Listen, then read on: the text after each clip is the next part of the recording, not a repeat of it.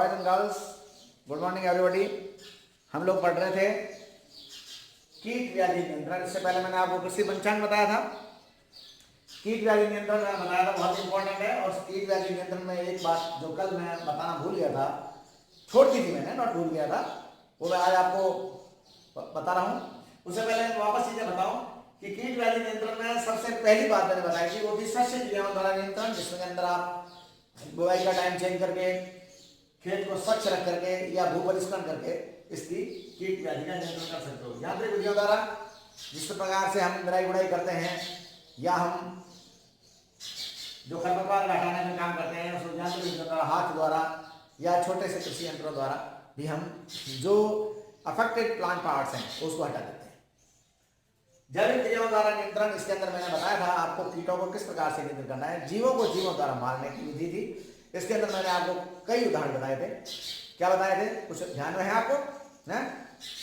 रीढ़धारी जीव, परभक्षी कीट, परजीवी कीट, ये सब मैंने बताए थे कल आपको। ओके, उसके बाद में कुछ मैंने निमेटोड्स बताए थे, सूत्रकृमि।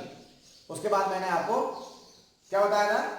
उसके बाद मैंने आपको ये बताया था कि वायरस, जीवाणु, और लास्ट में बताया था मैंने प्रोटोजोआस। और चौथी विधि है वो बताई थी वानस्पतिक नियंत्रण। वानस्पतिक नियंत्रण में मैंने पौधों के नाम बोले थे, और इन पौधों में कौन कौन से पौधे मैंने लिए थे? नीम का पौधा, करंद का पौधा, सीताफल, लहसुन, है ना, कुछ और पौधे भी लिए थे मैंने, गुलदाउदी, ये सारे पौधे बताए थे। और आज मैं आपको बता रहा हूं नई बात, वो है भौतिक नियंत्रण, है ना। भौतिक नियंत्रण में दो चार बिंदु है। एक तो प्रकाश प्रपंच, प्रकाश प्रपंच। इसके अंदर हम खेतों में दूधिया लाइट कुछ ऊंचाई पर स्थित कर देते हैं और उसके पास कुछ दूरी पे एक मटका रख देते हैं, तो दूधिया प्रकाश की तरफ कीट आकर्षित होंगे और फिर वो मटका है उसमें पानी भर देते हैं, उस पानी वाले मटके में गिर जाएंगे और डूब के मर जाएंगे। दिस इज, ये आपका पहला जो है प्रकाश प्रपंच है। दूसरा है फेरामोन ट्रैप, ये इंपॉर्टेंट है, फेरामोन ट्रैप। इसके अंतर्गत हम नर पतंगों को आकर्षित करते हैं। फेरामोन ट्रैप की एक प्रकार की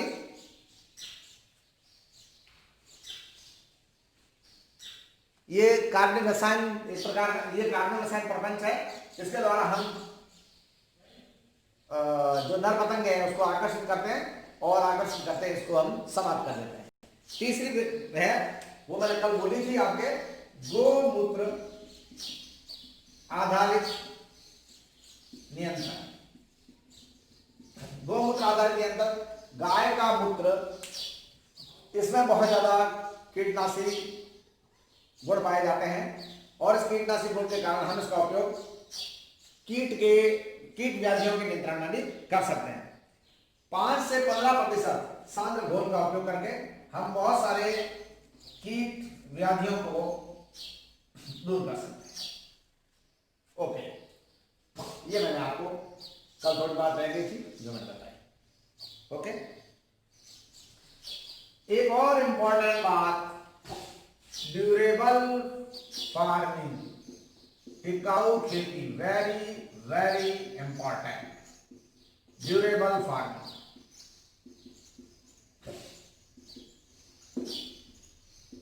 क्या होता है टिकाऊ खेती? हमने जब आपको कृषि की पद्धतियां बताया था उस समय मैंने आपको टिकाऊ खेती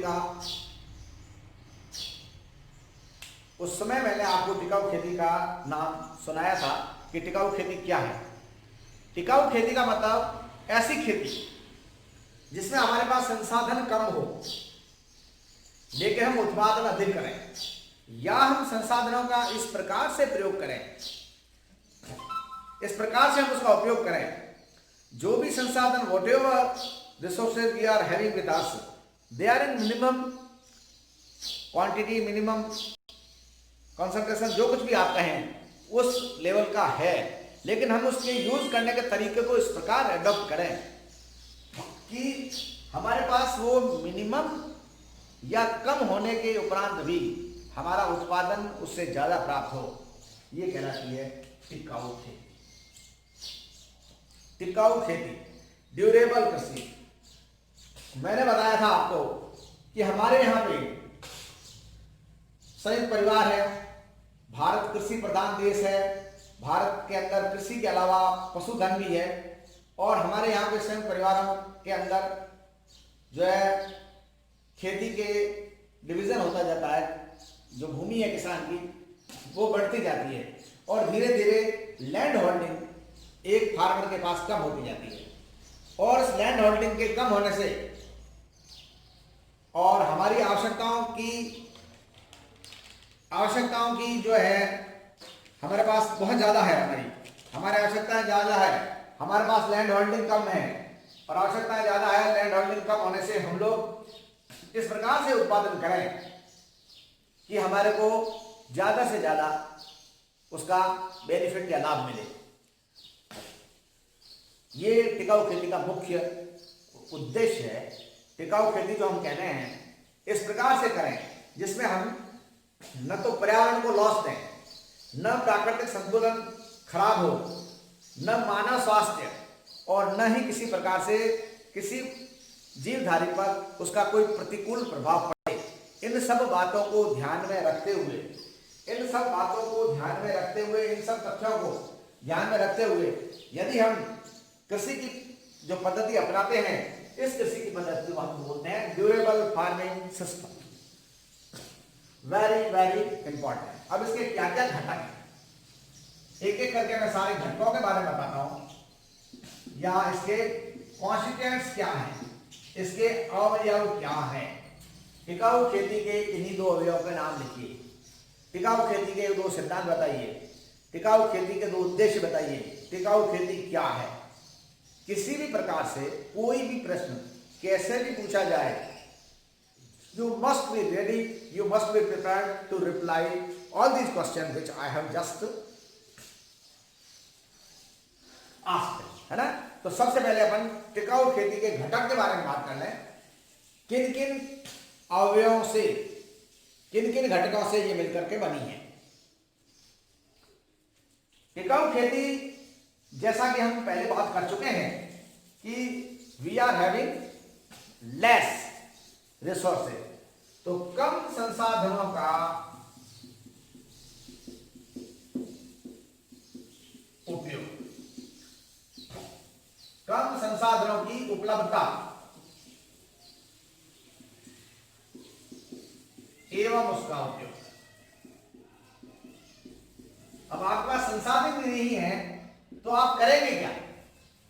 मैंने आपको बताया आपके पास संसाधन नहीं है, लेकिन आपको आउटपुट ज्यादा चाहिए, इनपुट आपके पास कम है, इनपुट आपके पास बहुत ही कम है और आपको आउटपुट ज्यादा चाहिए।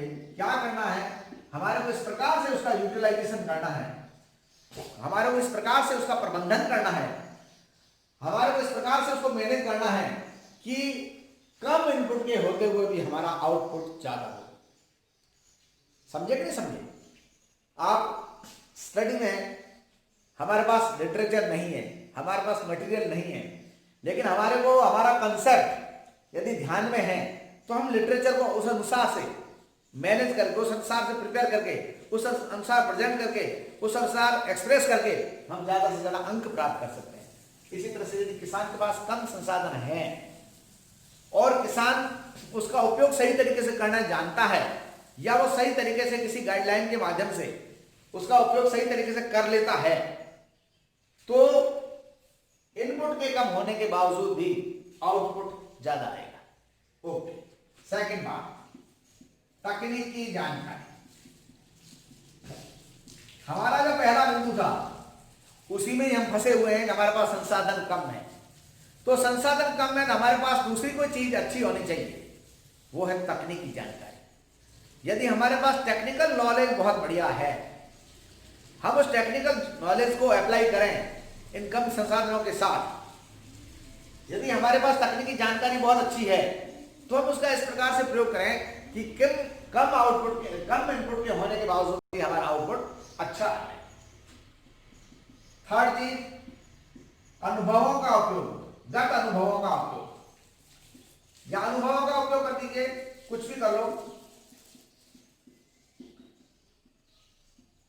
आपके पास संसाधन कम है बेटा, तो आपके पास एक दूसरा फैक्टर है, वो अच्छा होना चाहिए, वो है तकनीकी जानकारी। और तकनीकी जानकारी आपके पास अच्छी है और आपके पास अनुभव है, आपको मालूम है कि हम किस प्रकार से, किस चीज का, किस वे से, किस प्रकार से और किस कॉन्सेंट्रेशन से या किस समय में या किस प्रकार से उपयोग करें। ये यदि हमारे को अच्छी तरह से ज्ञात हो तो कम संसाधन भी हमारे लिए एक वरदान बन सकता है। हमारा अनुभव भी हमारे काम आ सकता है। यदि आपके पास अनुभव नहीं है, आपके पास तकनीकी जानकारी नहीं है, तो कम संसाधन है तो ज्यादा आउटपुट नहीं आएगा। इसलिए आपको इस चीज का ध्यान रखना है। चौथी चीज, मृदा का प्रबंधन वेरी वेरी इंपॉर्टेंट, क्योंकि आपकी फसल है, उसकी आधात्री कौन है? उसकी आधात्री है मृदा। यदि मृदा का प्रबंधन आपने सही ढंग से नहीं किया, मृदा को आपने सही ढंग से मैनेज नहीं किया, उसकी उर्वरता को बनाए रखने का आपने प्रयास नहीं किया, उसके अंदर पोषक तत्व की उपस्थिति को आपने मैनेज नहीं किया, आपने फसल चक्र को नहीं अपनाया, आपने फलीदार फसलों के साथ अफलीदार फसलों का इस प्रकार का जो मिश्रण है उसको नहीं अपनाया, किसी प्रकार से आपने मृदा के प्रबंधन को ठीक नहीं किया, तो कम संसाधन आपको ले डूबेगा। यदि कम संसाधन है, उसके बावजूद भी आपने मृदा का प्रबंधन करके इस कम प्रबंधन की कमी को दूर कर दिया, तो आपके लिए जो उत्पादन है वो अधिक आएगा, आउटपुट ज्यादा आएगा। इसी से ही एक मिलता जुलता बिंदु और है, वो है जल प्रबंधन। आज मेरे को ये बताते हुए बहुत ही अच्छा लग रहा है कि मैं इस पाठ का एंड कर रहा हूं, और इस पाठ को शुरू किया था हमने किससे? जैविक कृषि से। जैविक कृषि के अंदर भी ये सारी चीजें हैं। अब देख लीजिए जल प्रबंधन। जल प्रबंधन भी बहुत जरूरी है फसल के लिए। नो वाटर, तो आप जानते हैं भूमि शुष्क है, भौतिक शुष्कता है भूमि की, मृदा भौतिक रूप से शुष्क है, तो फसल प्रभावित होगी।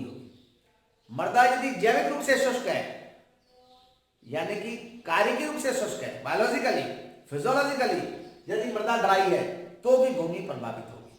तो आपको क्या करना है बेटा? जल का प्रबंधन करना है। कैसे करना है? आवक और जावक, इसका नियंत्रण होना चाहिए। यदि जल ज्यादा है तो निकास की व्यवस्था होनी चाहिए, और यदि जल कम है तो सिंचाई की व्यवस्था होनी चाहिए। जल यदि कम है तो सिंचाई की व्यवस्था होनी चाहिए, और जल यदि ज्यादा है तो उसके निकास की व्यवस्था होनी चाहिए। तो जल का प्रबंधन, और इसके साथ में आपको एक चीज और भी रखनी है, जल संरक्षण। आपको जल को संरक्षित करके भी रखना है, ताकि जब इसकी जरूरत पड़ेगी ये काम आएगा। सिंचाई के स्रोत होने चाहिए। जल संरक्षण में आप जल संग्रहण करके करिए, ये आपका जल स्रोत बनेगा मान में, और जल स्रोत होगा तो ये जल का स्रोत बनेगा, यानी कि सिंचाई का स्रोत बनेगा। ये जल का स्रोत क्या बनेगा? सिंचाई का स्रोत बनेगा बेटा। और सिंचाई का स्रोत बनना, सिंचाई का साधन आपके पास है, तो आप जल का प्रबंधन भली भांति से कर सकते हैं। तो यदि आपके पास कम संसाधन है लेकिन जल का प्रबंधन अच्छा है, यदि आपके पास कम संसाधन है और भूमि का प्रबंधन अच्छा है, आप अपने अनुभवों का उपयोग करते हैं, आप अपनी तकनीकी जानकारी का उपयोग करते हैं, तो पौ बारा है।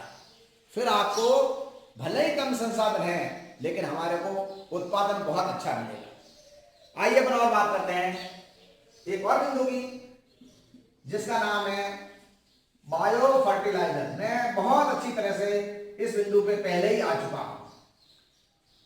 हमने आपको बताया था कि जो जैविक कृषि है, उस जैविक कृषि को करने के लिए जरूरी है कि हम जिस भूमि का प्रयोग कर रहे हैं या जिस भूमि को हम यूटिलाइज कर रहे हैं, वह भूमि रासायनिक खाद से परे होनी चाहिए। कम से कम 2-3 साल तक उस भूमि में किसी प्रकार की रासायनिक खाद का प्रयोग नहीं हुआ है, उस भूमि का उपयोग हम जैव कृषि के लिए करते हैं। और टिकाऊ खेती हमारे को जो है उसका बिंदु है कम संसाधन। उस यदि कम संसाधन में हमने रासायनिक उर्वरक काम में ले लिया, तो एक तो हमारे पास संसाधन नहीं है, और दूसरा हमने रासायनिक उर्वरक काम में ले लिया जिसका साइड इफेक्ट है, और साइड इफेक्ट से हमारा उत्पादन प्रभावित होगा। इसलिए हम लोगों को जैविक उर्वरकों का प्रयोग करना चाहिए। वो मिश्रित उर्वरक हो, वो तरल जैव उर्वरक हो, तरल जैव उर्वरक, मिश्रित जैव उर्वरक, या नाइट्रोजन यौगिकीकरण वाला, फास्फोरस, जिंक, विलेयकारी, जीवाणु वाला, या फिर कंपोस्ट खाद, गोबर खाद और वर्मी कंपोस्ट, जो केंचुआ सैया से आपको मैंने बताकर समझाया। तो जैव उर्वरक भी हमारे लिए बहुत ही इंपॉर्टेंट है यदि हम कम संसाधन हमारे पास हैं और हम उत्पादन ज्यादा चाहते हैं। आइए एक और बात करें, वो है नवीन कृषि यंत्रों का प्रयोग। नवीन कृषि यंत्रों का प्रयोग। आप लोगों को लास्ट में मैंने कृषि यंत्रों का 11वीं वाली क्लास में वर्णन बताया था। उसके अंदर आपने क्या क्या चीजें देखी थी? आपने इंडस्ट्रियल देखा था, आपने कंबाइन देखी थी। हमारे पास यदि परंपरागत कृषि के साधन है, जैसे हल है, लकड़ी वाला हल है, या हमारे पास वो अभी हम लोग ट्रैक्टर से कर रहे हैं, ये थोड़ा महंगा पड़ता है। यदि हमारे पास नवीन कृषि यंत्र है, एक बार उसको खरीदने में आपका धन का अपव्यय तो नहीं कहूंगा मैं, धन का व्यय हो जाता है, लेकिन आपको इसके दूरगामी परिणाम मिलते हैं। तो यदि हमारे पास नवीन कृषि यंत्र है तो कम समय में, जैसे कंबाइन यंत्र को मैंने आपको समझाया था, इसके अंदर 5 इकाइयां हैं, है ना। तो यदि हम ऐसे यंत्रों का प्रयोग करें, भले ही हमारा जो है कम है, फार्म लंबे नहीं है, हमारे पास बड़े जोत वाले हम नहीं हैं, छोटी जोत वाले हैं, तो भी आपके पास यदि कृषि यंत्र नवीन है तो पास में कोई दूसरा किसान है, उसका उपयोग करता है, किराए पे भी आप देते हो, तो आपका काम हो जाता है। तो नवीन कृषि यंत्रों से आप लोगों को सबसे बड़ा फायदा क्या है? सबसे बड़ा फायदा ये है कि नवीन कृषि यंत्र का प्रयोग करने से आप कम समय में अधिक उत्पादन प्राप्त कर सकते हैं, अच्छी क्वालिटी वाला प्राप्त कर सकते हैं, अच्छी गुणवत्ता वाला प्राप्त कर सकते हैं। इसलिए नवीन कृषि यंत्रों को भी हम बहुत महत्वपूर्ण समझते हैं टिकाऊ कृषि के घटक के रूप में। अगली बात, एक एक चीज आप लोगों ने बहुत अच्छी तरह से पढ़ी हुई है, और एक एक चीज जब जब मैं बोल रहा हूं तो मुझे बताने में बहुत आनंद आ रहा है, आपको सुनने में भी आनंद आना चाहिए। उन्नत बीजों का प्रयोग। अब आपने बीज ही ऐसा लिया है, आपका संसाधन कम है और आपने बीज लिया है 3rd क्लास, बीज लिया है घटिया, तो क्या प्राप्त करोगे आप, है ना। तो आप क्या प्राप्त करेंगे? आपके पास बीज जो है वो उन्नत किस्म का होना चाहिए। मैंने आपको 4 प्रकार के बीज बताए थे, बीज के मैंने गुण बताए थे, बीज की विशेषताएं बताई थी, उसके अंदर 4 प्रकार के बीज बताए थे। मैंने कहा था आधार बीज, प्रामाणिक बीज, एक केंद्र की बीज बताया था जिसको मैंने कहा था एक जारी नहीं किया जाता किसानों में, आधार बीज, केंद्र की बीज, और एक प्रजनक बीज। Very very important. इन बीजों का उपयोग किया जाए।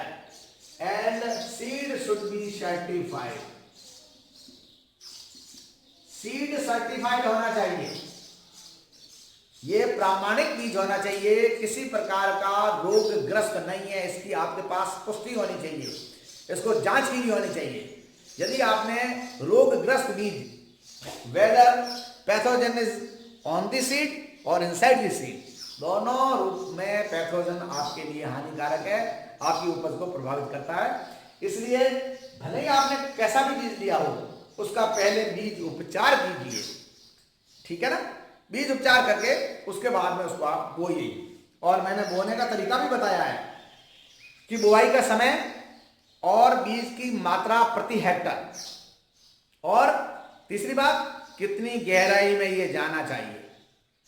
ये सब बातें मैंने वैज्ञानिक कृषि जब सुनाई थी आपको, तब मैंने आपको अच्छी तरह से बताया था, आप लोगों को ध्यान रखना है। ये था आपका उन्नत बीज का। उसके बाद में सब कुछ कर लिया बेटा, लेकिन उसके बाद भी रोग पनप गया। आपने सब कुछ किया, आपने बीज भी अच्छी किस्म का लिया, आपने सॉइल का उपचार भी किया, सीड का उपचार भी किया, लेकिन उसके उपरांत भी रोग पनप गया। यानी कि कीट रोग हो गया, कवक रोग हो गया, जीवाणु रोग हो गया, वायरस रोग हो गया, कैसा भी रोग आ गया और रोग के लक्षण आपको दिखने लग गए, आप सतर्क हो गए, तब तो हो गया काम। और रोग के लक्षण मिल गए, आपको दिखाई दिए, और आपने उस पर ज्यादा ध्यान नहीं दिया, तो आपकी फसल जो है प्रभावित हो रही है, आपका उत्पादन जो है वो आपका खराब हो रहा है, तो उत्पादन घट रहा है। इसलिए जैसे ही आपको लगे कि हमारे फसल के अंदर कोई रोग हो गया है, तो उसकी प्रारंभिक अवस्थाओं में यदि आप उसका नियंत्रण कर लेते हैं, कवकनाशी द्वारा, जीवाणुनाशी द्वारा, कीटनाशी द्वारा, किसी भी प्रकार से कर लेते हैं, तो आप बहुत फायदे में रहते हैं। और यदि शुरू में है, तो आपको जो मैंने बताया था सक्षण वाला, सस्य क्रियाओं का भी इस तरह से करके हम बात को टाल सकते थे, लेकिन आपने नहीं टाली, आप जो है ध्यान केंद्रित नहीं रहे आप, तो आपकी फसल प्रभावित होती है। तो ये भी बहुत जरूरी है, रोग प्रबंधन। एंड वन मोर थिंग, मिश्रित खेती आगे आएगा आपके, वेरी वेरी इंपॉर्टेंट, आगे फिर आएगा, ये चैप्टर है मिश्रित खेती। मिश्रित खेती में क्या है बेटा? मिश्रित खेती का मतलब होता है फसल विविधीकरण। फसल विविधीकरण हमारे यहाँ पे, मैं एक जगह लेसन दे रहा था, ट्रेनिंग दे रहा था किसानों को,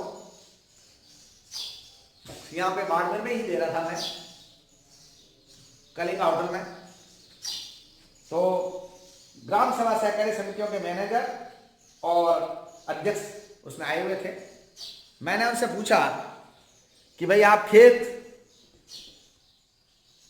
जो है खेती करते हो, आपके पास जमीन होल्डिंग कितनी है?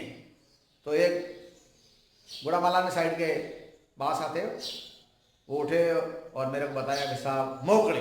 मैंने कहा मोकड़ी से क्या अभिप्राय है, कितनी? तो कहे साहब 2-250 बीघा। तो मैंने कहा क्या बोलते हो? तो कोई बाजरी। मैंने वहीं सर पे हाथ रख दिया कि हमारा किसान केवल एक ही फसल या 2 फसलों के ऊपर निर्भर है। वो बाजरी बोता है या गवार बोता है या मूंग मोट बोता है, लेकिन फसल का विविधीकरण नहीं है उसके पास। विविधीकरण, फसल विविधीकरण जब तक आपके पास नहीं होगा, फसल विविधीकरण का मतलब समझिए आप, विविधीकरण का मतलब समझिए, फसल विविधीकरण जब तक नहीं होगा आपके, तब तक आपको ज्यादा गेन नहीं है। आपके पास बहुत ज्यादा जमीन है, तो कुछ टुकड़े में बाजरा बोइए, कुछ टुकड़े में गवार बोइए, कुछ टुकड़े में कोई और चीज बोइए, कुछ टुकड़े में ऐसी चीज बोइए जिसका उत्पादन, जिसकी जिससे इनकम ज्यादा हो, है ना। तो ये फसल विविधीकरण है, मिश्रित खेती है। और इसके 2-3 फायदे हैं। 2-3 फायदे क्या है बेटा? एक फायदा ये है कि मान लो आपने सरसों बोया और सरसों पे कोई रोग आ गया, तो सरसों की पूरी फसल को चट कर जाएगा। तो यदि सरसों के साथ आपने कोई दूसरी चीज बो रखी है, मान लो आपने सरसों के साथ में जांबा वगैरह बो रखा है, तो एक फसल जो है प्रभावित हुई तो उससे दूसरी फसल प्रभावित नहीं होगी। इसलिए मिश्रित खेती का अभिप्राय यह है, मिश्रित खेती का मतलब यह है कि यदि आप एक फसल को बचाना चाह रहे हैं तो जरूरी है कि आप 2-3 ऐसी फसलें बोइए। मान लो आपने आलू बोया है, आलू को कोई रोग हो गया, साथ में आपने दूसरी फसल बोई है, आलू की फसल खराब हो गई, दूसरी तो खराब नहीं हुई, तो आपको उसका दोहरा तीहरा फायदा है। अब इस टिकाऊ खेती का अंतिम बिंदु है, वो है पर्यावरण संतुलन। Very very important. आप कहोगे मैं सारी बातें इंपॉर्टेंट बोल रहा हूं, इंपॉर्टेंट है तो बोलूंगा ना भाई। पर्यावरण संतुलन का मतलब होता है कि हम जो एक खेती काम में ले रहे हैं, यह खेती किसी भी प्रकार से पर्यावरण को विक्षोभित नहीं करे। हमने ये सारे बिंदु लिए हैं, इसमें एक भी बिंदु ऐसा नहीं है, मैं दावे के साथ कह सकता हूं इसमें एक भी बिंदु ऐसा नहीं है जो पर्यावरण को विक्षोभित कर रहा है। यदि पारिस्थितिक तंत्र विक्षोभित होगा तो मानव स्वास्थ्य, जीवधारी का स्वास्थ्य, ये सारा प्रभावित होगा। तो आपने यदि टिकाऊ खेती की है, स्वयं को नुकसान पहुंचाकर आपने अन्न भी ज्यादा कमा लिया या आपने पैसा भी ज्यादा कमा लिया, तो वापस यहाँ खर्च हो जाएगा आपका। और दूसरी बात, यदि पर्यावरण दूषित हुआ तो आपका पशु प्रभावित होगा। हमारे पास कृषि के अलावा हमारा जो पशुधन है वो भी बहुत महत्वपूर्ण है, क्योंकि उससे हम, गाय है, भैंस है, बकरी है, तो गोबर गैस का है, या उसके चारे से हम कंपोस्ट खाद का है, ये सब हम उसका उपयोग करते हैं। इसलिए पर्यावरण को किसी भी प्रकार का नुकसान नहीं पहुंचाकर हम जो खेती करें वो एक प्रकार की टिकाऊ खेती है। This is all about constituents of durable farming. और अब इसके अंदर एक चीज और आती है, टिकाऊ खेती के सिद्धांत। बस ये लास्ट बात है आज पाठ की, टिकाऊ खेती के सिद्धांत। टिकाऊ खेती के प्रिंसिपल, किन सिद्धांतों पर यह टिकाऊ खेती की जाती है। ठीक है भाई, टिकाऊ खेती के सिद्धांत क्या है? इसमें पहला सिद्धांत यह है कि दीर्घ काल तक मानवीय क्रियाओं में तालमेल बना रहना चाहिए। नंबर 1, ये टिकाऊ खेती का सिद्धांत है। ऐसा नहीं है कि थोड़े समय तक आपने इसको चलाइए फिर ये डिस्टर्ब होगी, नो, लंबे समय तक होनी चाहिए। और इसके अंदर दूसरा जो बिंदु है वो ये है कि समस्त लाभप्रद कृषि क्रियाएं उत्पादक साथ से जुड़ी होनी चाहिए। लाभदायक कृषि क्रियाएं उत्पादकता समावेशी होनी चाहिए। आपका मतलब यही है, आपको उत्पादकता ज्यादा चाहिए, बस यही बिंदु आपका मुख्य है। तीसरा बिंदु क्या है?